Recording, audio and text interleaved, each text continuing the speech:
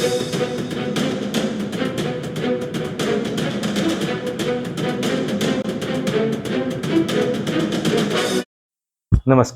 आप देख रहे हैं अपनी बात अनिल के साथ। जीवन में कार खरीदना एक सपना होता है और जिसे साकार करने का प्रयास हर कोई करता है। लेकिन यदि यह सपना सस्ते में पूरा हो जाए फिर कहने ही क्या। जी हाँ, यह सपना साकार होता था हमारे सैनिक भाइयों का, लेकिन वह सीमित अवसर मिलते थे और जब कहीं सीमाएं लग जाएं तो फिर मजा थोड़ा किरकिरा हो ही जाता है। कि एक तरफ खुशी होती है, एक तरफ होता है कि हमने अपने सभी अवसर अवेल कर लिए हैं। अब मेरे पास कोई चांस नहीं बचा है और हर कोई चांस बचा करके रखना चाहता है, क्योंकि किसी को केवल एक अवसर मिले और वह सही चुनाव नहीं कर पाए तो फिर अफसोस होता है ना। मुझे तो होता है और आपको भी होता होगा। लेकिन अब आपको कोई अफसोस नहीं होगा, क्योंकि सरकार ने सैनिकों और भूतपूर्व सैनिकों के लिए सीएसडी से कार खरीदने की पॉलिसी में बदलाव किया है। और इस बदलाव के तहत एक बहुत बड़ी छूट दी है सरकार ने पे बैंड लेवल 3 से 5 और 6 से 9 तक के लिए, यानी जेसीओ और जवानों के लिए। अब मैं वीडियो में आगे बढ़ूं उससे पहले आप सभी से निवेदन है कि वीडियो को लाइक कर दें, चैनल को सब्सक्राइब कर दें यदि अभी तक नहीं किया है तो। हाँ, यह मेरी पॉलिटिकल वीडियो नहीं है, इसलिए आप इसे शेयर अवश्य कर दें। पॉलिटिकल वीडियो को शेयर करें या ना करें कोई फर्क नहीं पड़ता, लेकिन यह लोगों की भलाई से जुड़ा वीडियो है, इसलिए लोगों के बीच इसको पहुंचाने की कोशिश करें, जिससे जो लोग निराश हुए हैं लिमिटेड अवसर के कारण, उनके अंदर एक उम्मीद जगे या फिर एक आशा की किरण उत्पन्न हो।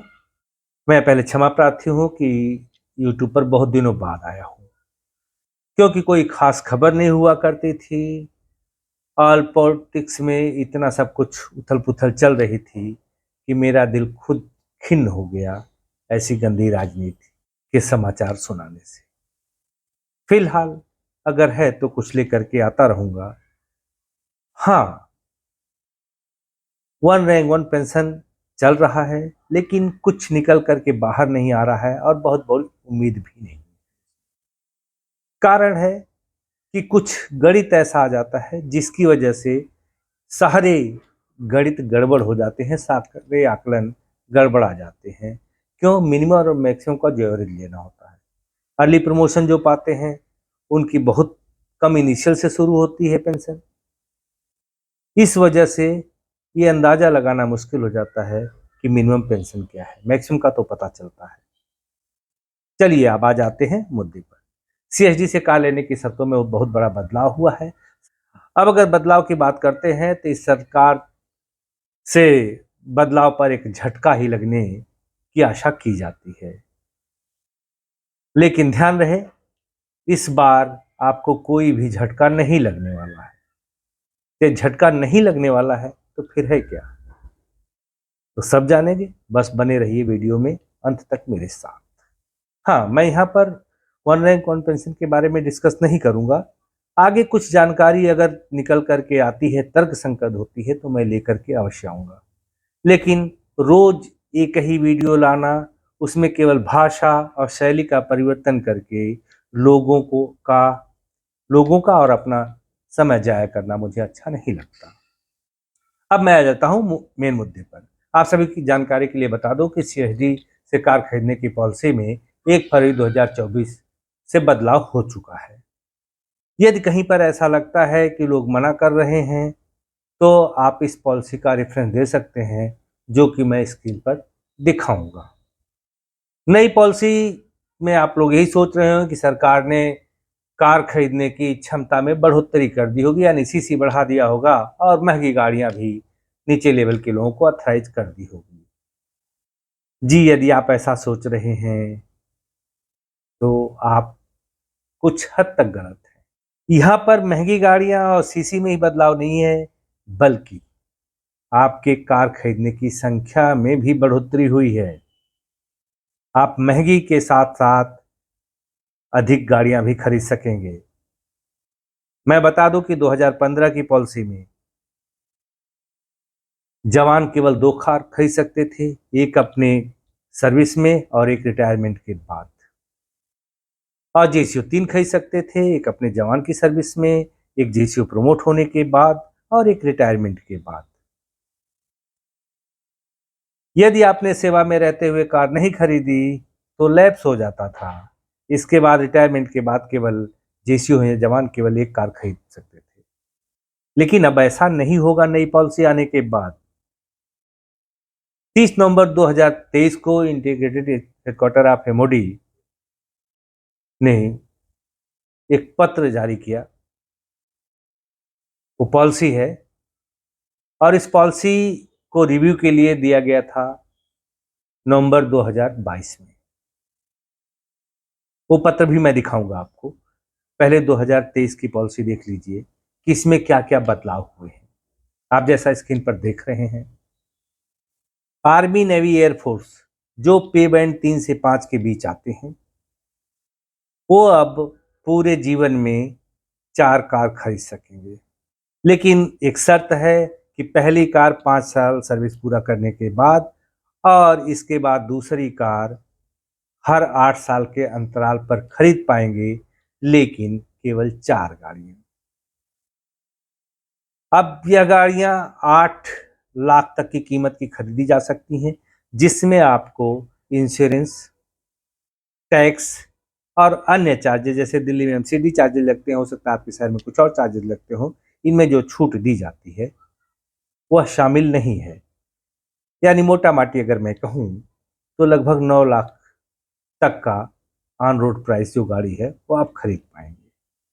जेसीओ के लिए भी कुछ ऐसी पॉलिसी है, उसमें केवल 2 बदलाव हैं कि वह पूरे जीवन में 5 गाड़ियां खरीद सकते हैं। अभी तक वो एक जवान के दौरान, जैसा मैं बता चुका हूँ, एक जेसीओ के दौरान, सर्विस के दौरान, एक रिटायरमेंट पर, लेकिन अब पूरी सर्विस में 5 कारें खरीद सकते हैं। यह 5 कारें, पहली कार 5 साल की सर्विस और इसके बाद की अगली जो कारें होगी वह 8 साल के अंतराल पर खरीदी जा सकती है। वह 10 लाख की कीमत की कार खरीद सकते हैं, यानी 11 सवा 11 लाख तक की कार ऑन रोड प्राइस जो है वह कार आएगी। वही छूट उनको इंश्योरेंस का है, रजिस्ट्रेशन का है, अदर चार्जेस, यह छूट मिलती है। लेकिन यदि आप इलेक्ट्रॉनिक कार खरीदना चाहते हैं, बैटरी वाली कार खरीदना चाहते हैं, तो कुछ और भी छूट है आपके लिए। क्यों कि अभी आपकी कार को खरीदे हुए 8 साल पूरे नहीं हुए हैं और कार खरीदने का दिल है, क्या मायूसी हाथ लगेगी? नहीं। लेकिन वो तो महंगी आती है ना। जी हाँ, इसी कारण से पे बैंड 3 से 9 तक के लोगों के लिए जो उनकी पहली सीमा है 8 लाख और 10 लाख, उसमें 5 लाख की बढ़ोतरी की गई है।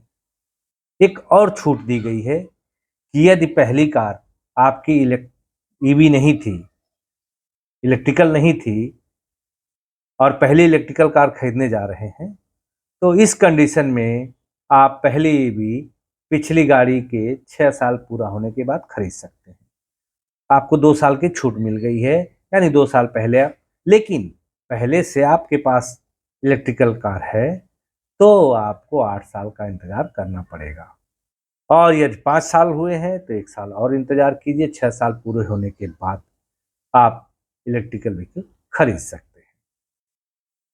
फिर एक बार बता दूं, यह छूट केवल आपको पहली कार खरीदने के लिए मिलेगी, बाद में शर्तें वही रहेंगी। बाकी अधिकारीगण के लिए लगभग सीमाएं वही है, 8 साल। और सिविलियन अफसर जो इसमें डिफेंस में काम करते हैं उनके लिए भी पिछली सेवाएं, लगभग शर्तें वही हैं। ये 2 बदलाव जेसीओ जवानों के लिए मुख्य रूप से है, इसलिए मैंने उचित समझा। इस वीडियो को लोगों में शेयर कर दीजिएगा। तो अभी के लिए इतना ही, फिर लेकर के आऊँगा पॉलिटिकल न्यूज़ या वन रैंक वन पेंशन, जो मिल जाए मज़ेदार वही लेकर के आ जाओ। तो मिलेंगे अगली वीडियो में, तब तक के लिए नमस्कार, जय हिंद।